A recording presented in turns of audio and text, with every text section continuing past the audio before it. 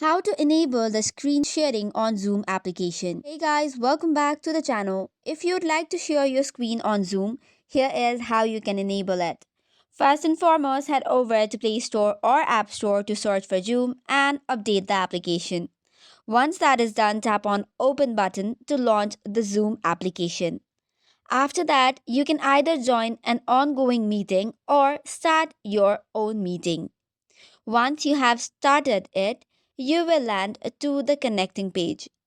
Now to share anything or the screen, you have to slide the bottom navigation and you will see the option of share.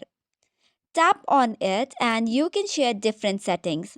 Some of the things that you can share on the screen includes the Microsoft OneDrive, SharePoint, Google Drive, image, document, bookmark as well. Tap on the screen settings. This will now ask for permission of recording. Tap on Start Now. In some devices, it might ask you the permission to display over other application. Make sure to give the permission on Zoom and you should be good to go. So that's all for today's video. For more such contents, do not forget to hit the like and subscribe button. Thank you and keep watching.